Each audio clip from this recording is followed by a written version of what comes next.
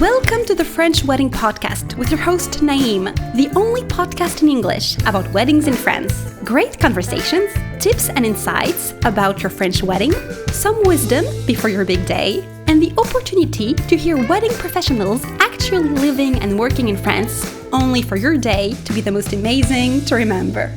Hello everyone and welcome to the French Wedding Podcast. Greetings from France. This is the place where we're recording this show.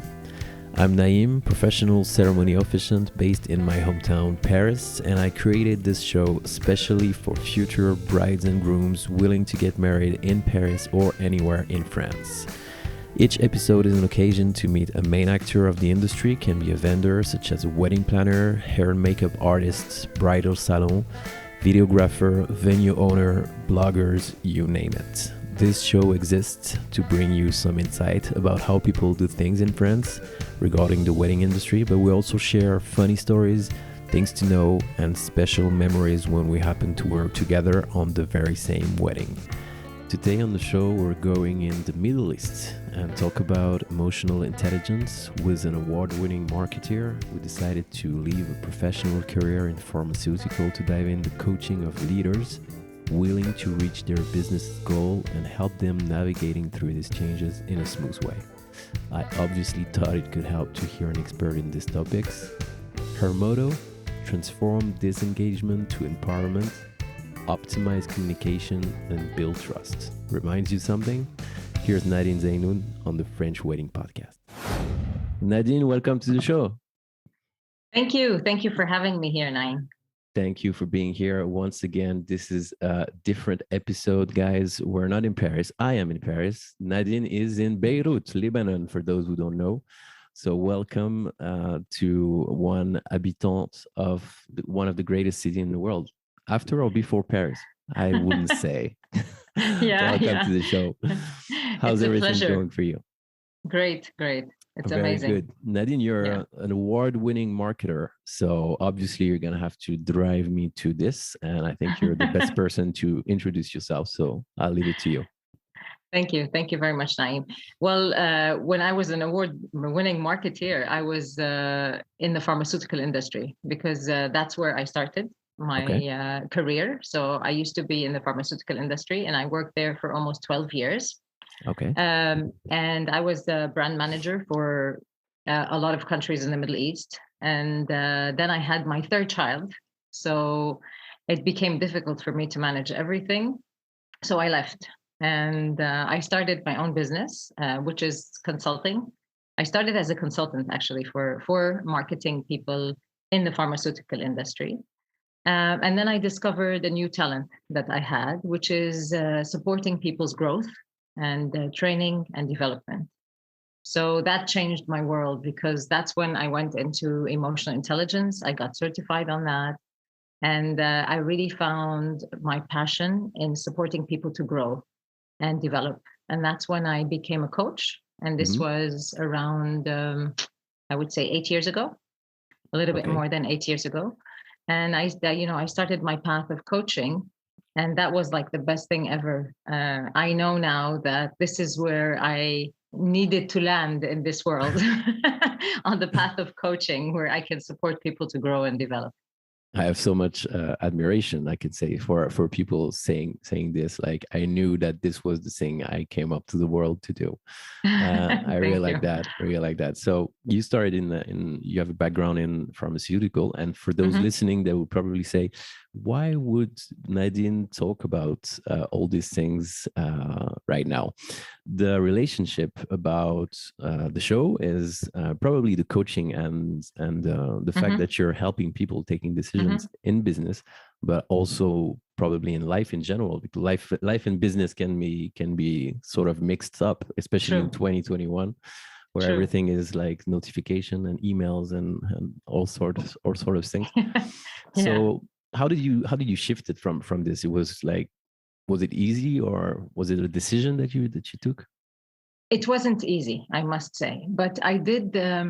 I felt, if I may say, I felt like such happiness when I started training people, because I was asked by the pharmaceutical industry, when I used to work with them in marketing consulting, they started telling me, I mean, you were a sales manager, you trained your team. Why don't you train our medical reps who visit doctors on sales, etc.?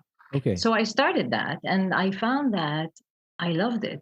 First of all, I had a talent. So I was talented in really communicating the message to people and getting their buy-in Okay. onto things, and making things practical for people to really grasp.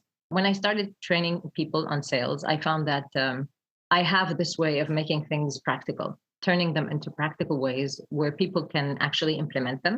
Mhm. And that's when I said, oh, I should develop this further. And, emotional intelligence was really in at that time. So I got certified on emotional intelligence, Wow. and I started training people on emotional intelligence. And I felt like, oh, wow, I'm giving them this assessment. They're finding out everything about themselves in terms of emotional intelligence. But how am I going to make them change? How can I help them develop and Mhm. become better?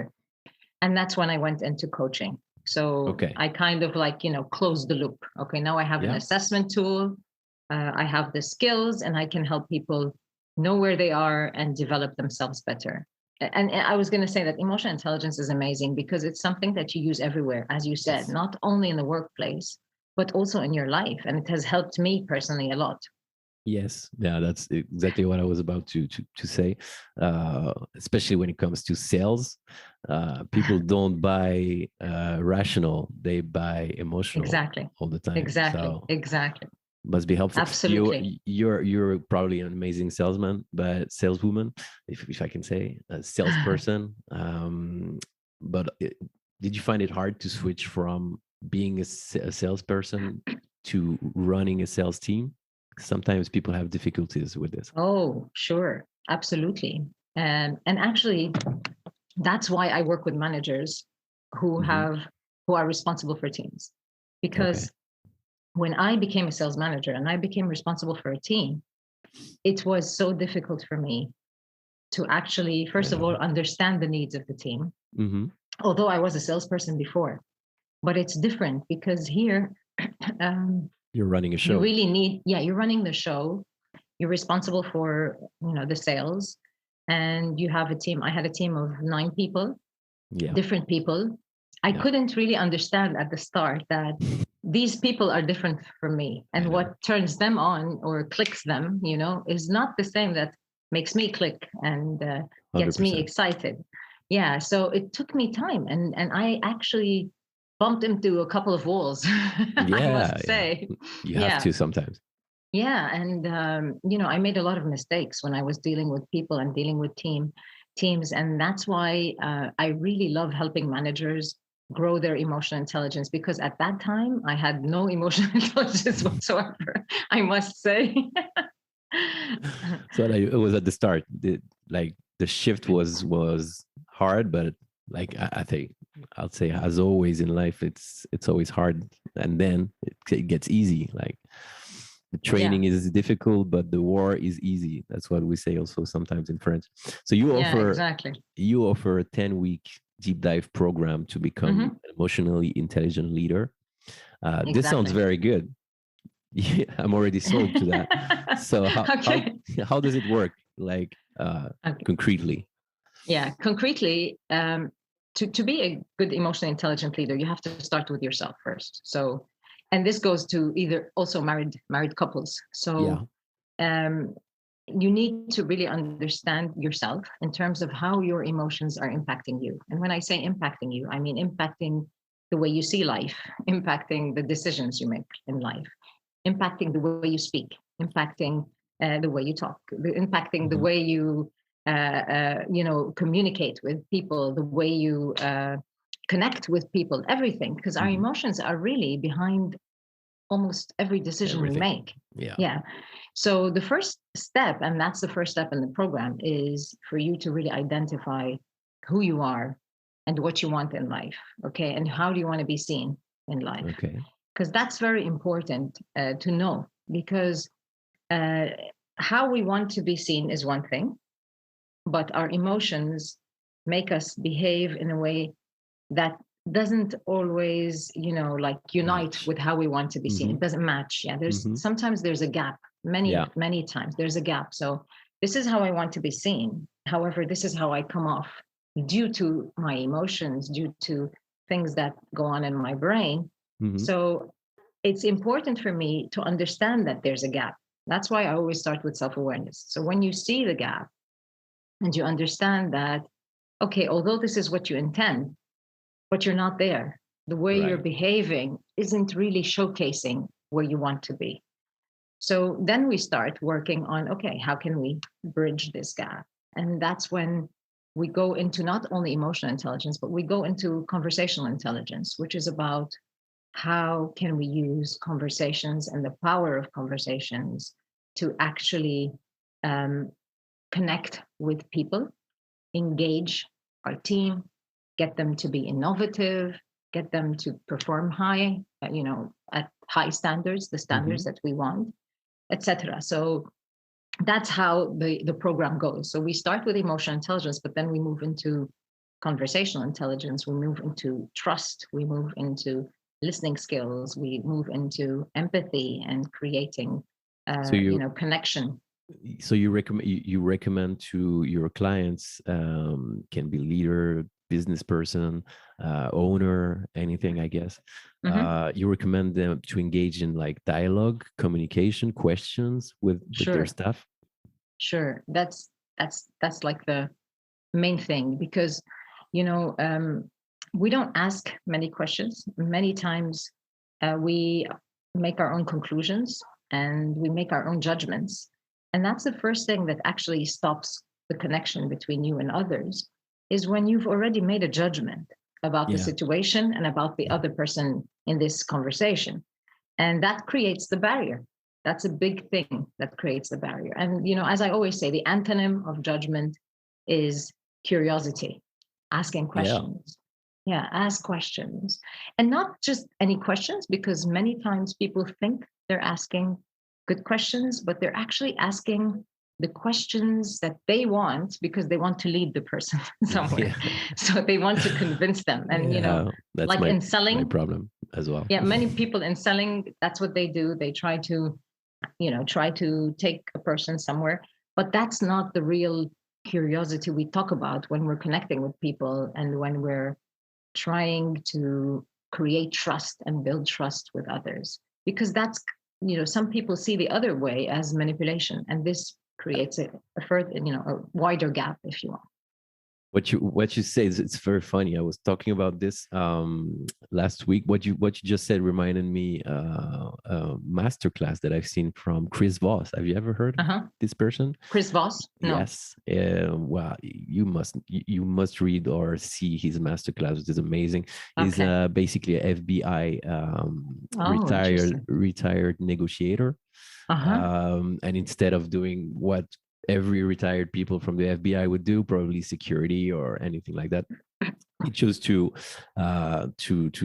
expand his knowledge and talk about negotiation skills in business. And he Uh-huh. was talking about, the masterclass is amazing. I recommend it for everyone. Uh-huh. It can help in anything, business, relationships, and anything. And it's Uh-huh. talking about the same thing that you're talking about, the fact that you're trying sometimes to manipulate, even unconsciously, Yeah, the exactly. person in front of you to get you to the answer. And is when he's in front of, for example, a hostage situation, his objective is to make the people feel empathy and let him talk. So he's leading with questions that Uh-huh. are going his way, and is Uh-huh. mirroring them, like by repeating stuff, like make it it's magical. You need to see Oh, that. interesting. I I'm like sure you'll that. love it. It's Yeah. really good. So What's yeah, his that name remind again? Chris Voss. I Chris will I Voss. will put the Okay. link in the show notes for people Okay. of the audience who wants it, and I can send it to you afterwards. No problem. Perfect. Excellent. So was it hard? I guess it was hard, but you like, how many you had probably many clients. What Mhm. was their feedback when you first started, and is it different right now that you have Oh, a yes, lot of experience? absolutely. Oh, absolutely. When I started, like anyone starts, I mean, every time you start something, you're kind of like focusing on the process and on, it's still not built in. you. Yes. And so you're very much aware of, okay, this is what I'm doing now. This is what I need to try to do, etc. So, of course, it does give value, of course, because the process works. Mhm. But it's not like um, when you build the experience and it becomes really built in you and it comes off naturally, especially in coaching, because Yeah. in coaching, you really need to be present with the coachee in the moment. So what Hmm. I mean by being present means you really need to connect with the coachee. And when I say connect, I mean like feel the breath, Yeah. Being on the hear same level. Yeah. every, change in tonality, every voice change in the voice, emotions, energy. So you have to capture all this. And in order to capture all this, you really, really need to be super focused and listening at the very deep level. We call it level 3 and level 4 of listening. So you really have to be very deep into the listening. And to do that, you can't have a process in your mind. Yeah. You need to be focused. Because if you're thinking about the process, you're out of the moment. You're in your head, and you shouldn't be in your head. You should be more in your heart, if you Hmm. want, when you're connecting with your coachee. And that's when you can really add value, because when you feel these small changes in the client, you allow the client to grow his awareness or her awareness about what's going on in them. And that's how they start understanding their priorities, what they want, what's good for them, what's not good for them. And that's how they make decisions. They start making decisions, because a coach never tells a person what to do. No. A coach is just there to support, to partner with them, to help them through questions and other tools achieve what they want, and their own way, in their own way. Yeah. And I think Yeah. that's the power of coaching, because I don't come and tell them, I'm not an expert at everything. I mean, I can't just come and tell them, oh, go do this, go do that, whatever. I Yeah. mean, even if I'm so smart, I'm not going to be an expert at everything in life. And that's where the power of coaching is, because each person knows what's good for them. Yeah. And yeah, and nobody knows better than you what's good for you, believe me. And that's why the best solutions come when they come from you. And that's what we do in coaching. Well, So, that yes, makes of course, the feedback now is much, much better. I mean, it's like really awesome feedback. Thank God. I mean, I'm really yeah, great. blessed. But It's good. yeah, Well, it yeah. makes sense if you're involved in it and you have a talent. You say that, so I guess it's not saying you're not saying it's just for fun. It must have something behind. Yeah. And yeah, it's very inspiring to see people like you getting into coaching, especially in these crazy times that we're all experiencing. Yeah. Everybody's a coach in 2021. Exactly. Everybody has an Instagram and a funnel website to sell you some content. So Yeah, I exactly. think it makes a big difference when you're a professional certified coach. I think Yeah. it's always better to have this go through this kind of labels, even if it can sound a little bit like because it's good to have it, so it makes a difference. Because yeah, not everyone can be a coach. You have Yeah, to provide absolutely. value and results. People don't really care about your Yeah. your title. They just want the results. The So results, exactly. if you Exactly. have great feedback, I think it's a great indicator.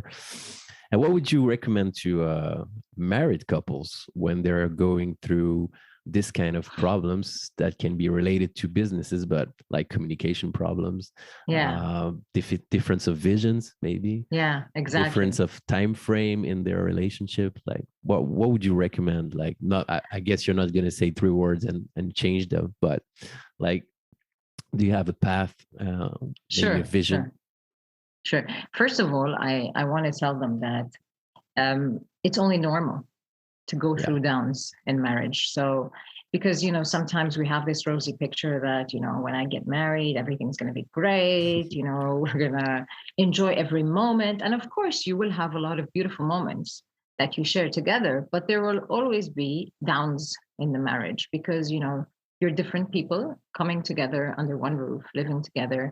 And, sometimes I'm sure you have this, probably you have the same values, but still, you're two different people. You see things in a different way. You think in a different way. You communicate in a different way. And when you live together, you see things in, like things become not as rosy as when you're not together. So when you're in marriage, so this is something that is inevitable. You will face problems, but that's okay because it's normal.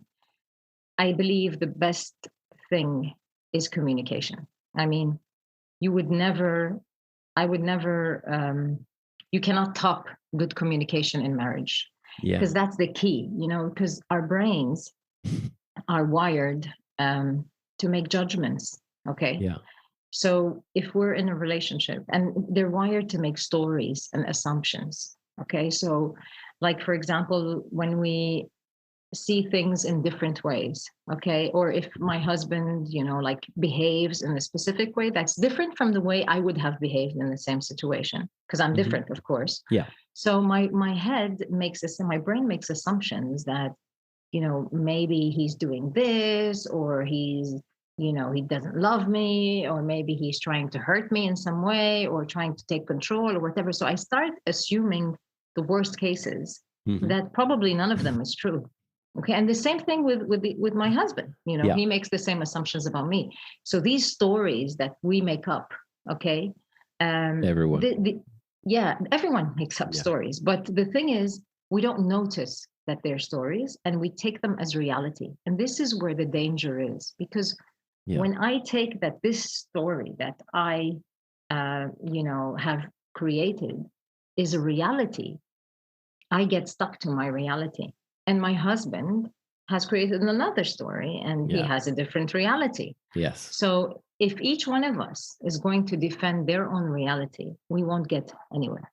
We need to really be open-minded and accept that maybe what I see is not the truth, although it looks like the truth. Although, many couples, they come to me and they say, but he said this and he did that. And I know from before that this is what he, intended, et cetera, et cetera, et cetera. So, because, our mind creates memories of things that didn't go well, so I always remember these. And every time I make an assumption, it strengthens another assumption and then it strengthens another assumption. And then, compounding. It compounds. Exactly. So that's why the best way to remove those stories is to communicate, to go to that person and, be very honest with them and tell them, look, this is what I'm feeling. Okay. And focus on yourself, not on them. Don't judge them in any way. So, but communicate in a non-judgmental way. Just say, this is what I feel. When you did this, this is how I felt. This is how it impacted me. I may be making up stories, but really I need to hear from you. What made you behave in that way? So if you noticed, I was not judgmental in any way. Okay. And I'm opening up the floor for the other person to tell me what their intention was and how they see the situation. And that's empathy. Okay. That's where I'm trying to empathize with them, which means that I'm opening up, I'm listening. I'm trying to put myself in their shoes as well. And at the same time, I'm communicating my emotions very openly so that they also can put themselves in my shoes as well. And that's how, that's how people start empathizing together. I really like what you said, what you just said before.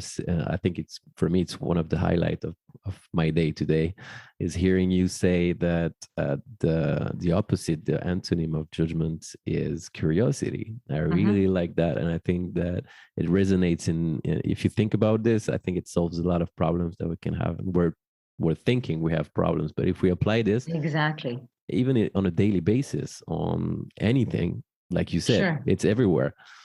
I think it's it's a great piece of thought.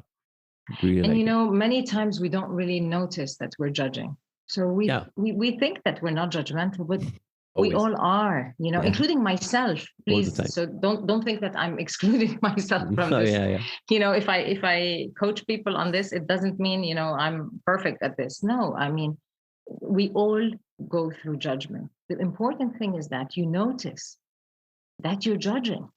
And you're judging that person, and that this judgment is standing in the way of this relationship. And then you have to take a step back. You have to admit Yeah. that you may be wrong, and then communicate with that person and be open. Okay, so don't tell him you are a bad person. Oh, yeah, yeah. No, you behaved like this. Why? What made you do that? Curiosity again. Curiosity. So what made you do that? Okay, and then listen. Not what made you do that, and then stay on your own, wavelength and with your own story attached to your own reality. No, of course not. It's It needs difficult to job. be, yeah, it is. It's so difficult, I really. mean, we're emotional people and human beings. We're Yeah, wired to react by emotions, and it's exactly. hard to step back and say, "Look, you're getting upset, or you're making a wrong decision." And yeah, this kind of help, we need people like you to just to make us aware of it. So it's a really Yeah, I really mean, good we idea. need each other. Yeah, we need Yeah, each other. I mean, nobody can see all of this on his own. Even I need my coach to help me when I go through a difficult situation and when I am judging and whatever. So my coach helps me see that. And as you said, I mean, yeah, we need each other in order to create the awareness. It's all about awareness. And really, I can tell you, coaching maybe 70% to 80% is about awareness. yeah, You're helping the coachee become more aware of his patterns, of his behaviors, of what's blocking him, what etc. And then when the awareness is there, they are freed and yeah, they just put the action plan they want in just 5 minutes and yeah, everything rolls. Okay. yeah. Just because they got the awareness. It's key. It's key. I guess you probably know Tony Robbins. You Oh must know yeah. this guy. Of A big course. fan, and it reminds me what you said of 80% psychology and 20% mechanics in Uh-huh. business and in life in Uh-huh. general. It's Uh-huh. always the 80-20 rules, and that makes Yeah. sense. I mean, Yeah. all the day-to-day run of any business is just mechanics 20%, but the way you're reacting to everything, every business decision, every complaint, every new client, Exactly. this is where you can have a big impact. I agree with Yeah. what you said. Yeah. Very true. Talking about your clients, what is the best compliment that you ever received? I really love these questions because it makes people think, like, Yeah. The best in a good compliment. way. Of course. Of course. The best compliment. And, this is a compliment that really touched me. Okay. So it may not mean anything to other people, but for me, it meant a lot. And I heard it from different people and from people all over the world, like not in just Lebanon, or people Really? even on through the internet, and that's why it touched me a lot.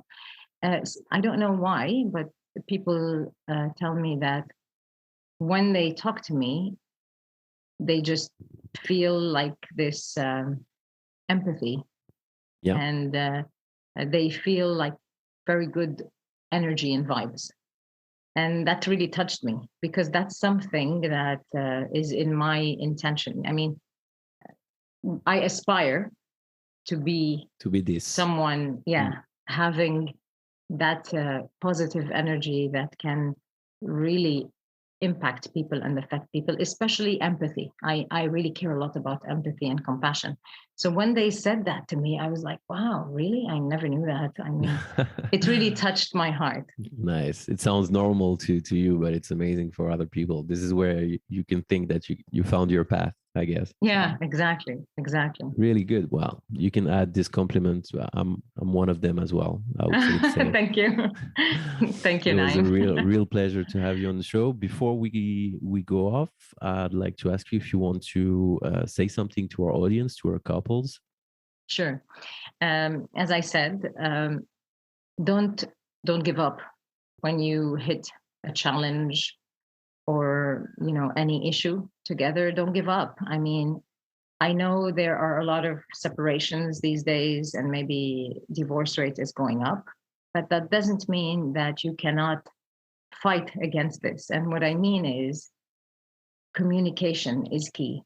It will solve all the issues that you have and everything that's among you. When you really communicate, you really connect with good intentions, with no judgment, and with deep listening. And believe me, if you're able to do that, you can solve almost any problem among you two. That sounds very good and promising. You can overcome anything through communication. I agree with that. Yeah. Yeah, I'm a big fan of this positivity. Thank Yeah, you I so truly much, believe that. Thank you. Nadine. It Thank was you so amazing much, to have Naeem. you. And you can reach out, folks, if you want to have free consultation with Nadine. You can reach her on the website. I will put it all on the show notes as always. And I'm going to say au revoir et à bientôt to Nadine. It Thank was a real you. pleasure to have you on the show. And I'm Pleasure was probably mine. gonna be in Beirut someday after all the invitations Oh, that I received. So I will I'll be waiting for obviously, you. yes, obviously let you know, because this is one of Please. my favorite things to do when I go to a new city. I always go with a local. This is my rule. Yeah, I'm not gonna be a tourist, at least in my head. And yeah, exactly. the And I'd same to love you. to take you around and show you, it's beautiful here. There are a Oh lot of yeah. beautiful places. You will really enjoy it. Oh, I'm sure. I'm already a citizen of Beirut in my heart. So. Same to you if you're coming to Great. Paris once again. Thank you. As Thank you always. so much. Thank you so Have a much, wonderful Nadine. day. Bye. Thank you. See you. Bye, everyone. Hey guys, thanks again for listening to the show today. You can find more information on our guests in the show notes, as well as my contact and my website. If you have any questions regarding your French wedding, I'm happy to help. Also, please do not hesitate to leave a review for the show. There's also a link for that. That will literally take 1 minute of your precious time and will mean the world to me. I always appreciate your support. Thank you again very much for your time and feedback. Wishing you a great day or a great night anywhere you are in the world. I send you some good vibrations and we'll talk to you again soon for a new episode. Bye bye.